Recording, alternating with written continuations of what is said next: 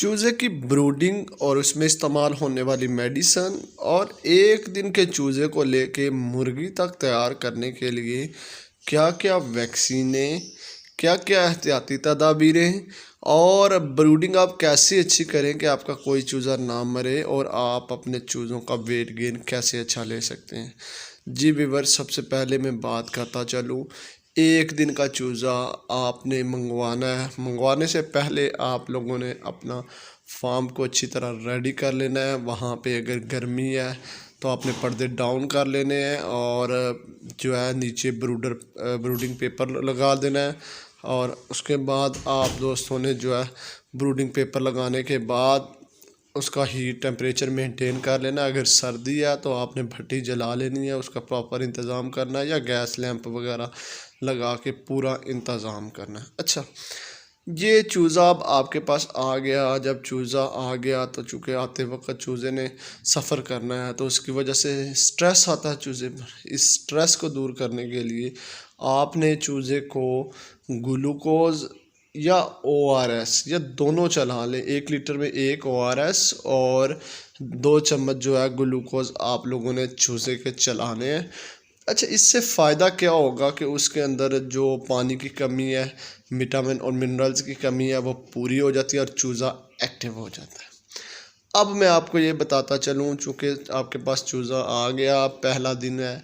अब दूसरे दिन आपने क्या करना है जनाब, कि हमारी बदकिस्मती है कि हमारे में साल्मोनेला, इकोलाई और माइको प्लाज्मा जो है ये ब्रीडर स्टॉक से पेरेंट को ऑफस्प्रिंग को आता है, यानी माँ बाप से बच्चों की तरफ आता है। तो यानी इसके लिए आपने जो है मेडिसन जो चलानी है, 3 मेडिसन है, कोई एक चला सकते हैं, एंड्रोफ्लॉक्सासिन, ओफ्लॉक्सासिन, ठीक है, नॉन फ्लॉक्सासिन, इन तीनों में से कोई एक चला सकते हैं। तो फ़ायदा क्या होगा इस चलाने का फ़ायदा ये होगा कि जिसे आम ज़बान में हम कहते हैं कि जर्दी का इन्फेक्शन, जो चूज़े की बाज़ दफ़ा उसको इन्फेक्शन होता है, उसकी जर्दी डिज़ोल्व नहीं होती उसकी बॉडी के अंदर। जब ये मेडिसन चलाएंगे तो वो जर्दी डिज़ोल्व हो जाएगी और चूज़ा जो है ना हेल्दी एंड एक्टिव रहेगा और उसका सिस्टम जो है चलना शुरू हो जाएगा। सेकंड पे आप लोगों ने चूज़े को हर घंटे के बाद एक दफ़ा चक्कर लगाना है और भगाते रहना है। अब भगाने का मकसद क्या है? इस भगाने का मकसद ये है भाई कि शुरू में चूज़े का हाइपोथैलेमस, यानी वो निज़ाम जो चूज़े के जिस्म के अंदर दर्जा हरारत को मेंटेन करता है, वो नहीं बन रहा होता है। ये निज़ाम जो है चूज़े का 7 दिन तक या 12 दिन तक जाके बनता है, जब ये अपने आप का चूज़ा अपना दर्जा हरारत खुद मेंटेन कर लेता है। ठीक है, इसके बाद भी आपको ये बताते चलें कि आप लोगों ने अगर गर्मी है तो आपने देखना है कि ह्यूमिडिटी का लेवल, अगर आपका ह्यूमिडिटी का लेवल ज़्यादा है तो आपने फ़ैन ऑन कर देने हैं या वेंटिलेशन का इंतज़ाम करना है कि ह्यूमिडिटी लेवल कम हो। लेकिन अगर गर्मियों के अंदर आपका ह्यूमिडिटी लेवल जो है वो कम है तो उसके लिए डिफरेंट तरकीब इस्तेमाल की जाती हैं। अगर आपका सेमी कंट्रोल शेड है या कंट्रोल शेड है तो आप पंखे चला दें, ठीक है, ताकि ह्यूमिडिटी लेवल जो है बढ़ जाए। ठीक है, फैन चला सकते हैं। लेकिन अगर आपका दूसरा शेड है, आप पटसन की ये जो बोरियां होती हैं इनको भिगो के साइडों पे लगा दें ताकि ह्यूमिडिटी लेवल अंदर पूरा रहे। थर्ड बात आप ये भी कर सकते हैं कि ह्यूमिडिटी लेवल को पूरा करने के लिए आप पानी के टब भर सकते हैं, लकड़ी भिगो के वो गीली लकड़ी अंदर रख सकते हैं ताकि आपकी ह्यूमिडिटी लेवल पूरा हो। इसके बाद नेक्स्ट आपको बताते चलें कि आप एडिक का इस्तेमाल करें। बहुत से दोस्त एडिक का इस्तेमाल नहीं करते। एडिक basically vitamin A, D, E और के का कम्बिनेशन है। एडिक में जब विटामिन के हम इस्तेमाल करते हैं, एडिक में विटामिन जो ए है वो ट्रैकिया यानी सांस की नाली उसको खुश्क नहीं होने देता और साथ साथ आँखों की जो स्वेलिंग है इसको जो है वो नहीं होने देता। आँखों के लिए बहुत फ़ायदेमंद होता है और जब हमें मसला आँखों का बना है तो हमारा मैं जो डॉक्टर है वो भी विटामिन ए हमें रिकमेंड करते हैं।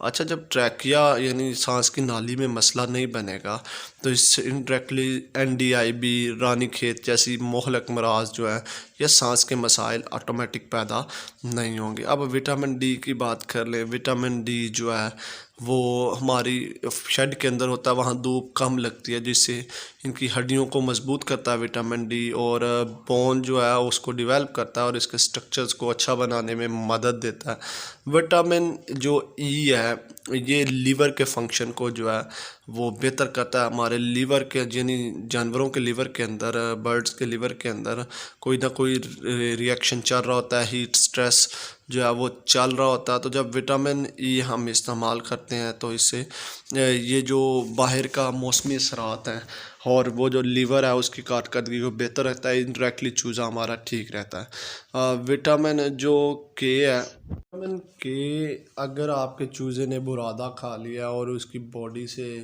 या उसकी आंतों से खून आ रहा है, ठीक है, हल्की फुल्की ब्लीडिंग हुई है तो उसको कवर कर लेती है। अच्छा, अब इसके बाद अगर पाकिस्तान के अंदर जो सबसे ज़्यादा बड़ी बीमारी है वो ये है कि अगर इकोलाई आ जाता है तो इकोलाई को कंट्रोल कैसे करना है। इकोलाई को कंट्रोल करने के लिए आपने सबसे पहला काम अपने बर्तनों की सफाई करनी है, ब्लीच लेनी है, ब्लीच का अपने सॉल्यूशन बना के उससे बर्तनों की सफाई करनी है, वाटर लाइन लगी है उसकी सफाई करनी है।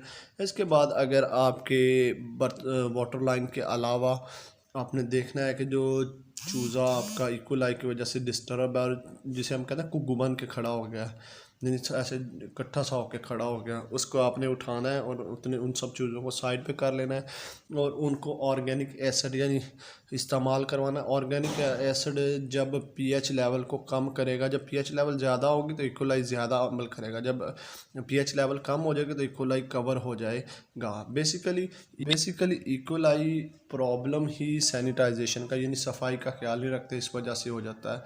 तो आप इसको आपको बताता चलूँ कि अगर आपके पास वेट गेन अच्छा लेना है आपने तो ये सारी तरह की भी इस्तेमाल करवाएं, साथ साथ कोई ग्रोथ प्रमोटर जिसमें PSP 100 है, जिसमें आपके पास हल्दी और दही का इस्तेमाल हफ्ते में 2 दिन 5 ग्राम के हिसाब से ये ग्रोथ प्रमोटर करें। इससे अंडों की और अंडों की प्रोडक्शन में इजाफा भी होगा। इसके साथ आपको बताते चलें कि आपने अपने फ्लॉक को बड़ी अच्छी तरह से देखना है, बायोसिक्योरिटी का अपने ख्याल रखना है, ठीक है। अच्छी FCR लें, आपने फीड की क्वालिटी फीड देनी है अपने चूज़ों को, मुर्गियों को और पट्ठों को। और जब आप एग लेइंग के ऊपर हों तो तब उनकी वैक्सीन लाजमी किया करें। अपने स्टॉक को जो है बेहतरीन एंड हेल्दी एंड एक्टिव रखने के लिए इसी तरह की जो इन्फॉर्मेशन आप लोगों को चाहिए हम प्रोवाइड करेंगे।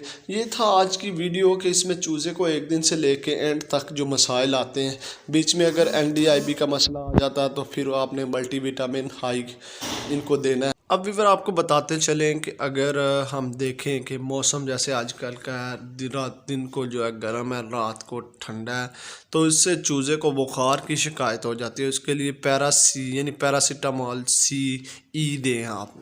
पैरासीटामोल उसके बुखार को कवर करेगा, उसमें जो C और E एंटीऑक्सीडेंट है, यानी उस पर किसी किस्म का जो आ रहा है ना मसला, उसको ये कवर करेगा। और जब ये मसला कवर हो जाएगा तो ऑटोमेटिक आपके पास जो है FCR आपकी अच्छी आएगी। अब हम वैक्सीन की तरफ चलते हैं। वैक्सीन की तरफ सबसे पहले आपको ये कोशिश करनी है कि जेंटा और मैरिक्स की वैक्सीन लगवाएं। पहले दिन के अंदर 5वें दिन के अंदर NDIB की वैक्सीन करवाई जाती है। ये 5000 बर्ड के लिए, 1000 बर्ड के लिए वो आती है 500 की वाइल। और फिर नेक्स्ट आप लोग जो है अगले यानी 14 दिन पे गंबोरों की वैक्सीन करेंगे, फिर 18 दिन पे गंबोरों का सेकफस यानी किल्ड वैक्सीन करेंगे, फिर आप 28 पे कुछ 21 दिन पे ND लसोटा का शॉक करवाते हैं, फिर 55 दिन के ऊपर आप जो है फिर NDIB, और फिर हर महीने यानी 4 माह 1 दिन एक माह NDIB और अगले माह ND लसोटा जो है इसको रिपीट किया जाता है। अच्छा, मैं आपको ये भी बताता चलूँ कि वीक में कम अज़ कम एक दिन आप लोग जो है इसमें बुखार का सिरप लाजमी चलाएं। अगर घर लेवल पर कर रहे हैं तो आपने कम अज़ कम जो है पैनाडोल या ब्रूफिन या एरिनेक 5 cc 1 लीटर के हिसाब से लाजमी चलाएं, ताकि चूज़े की थकावट, बुखार वगैरह कवर रहे, आपकी FCR अच्छी होती रहे, और अगर आपके पास ब्रीडर स्टॉक है तो वो भी अच्छा आता रहे। आप देख सकते हैं माशाल्लाह से 6,000 चिक्स है, ठीक है। और ये इनकी ब्रीडिंग चल रही है अल्हम्दुलिल्लाह, 6,000 चिक्स है। और आप इसकी ब्रीडिंग को बना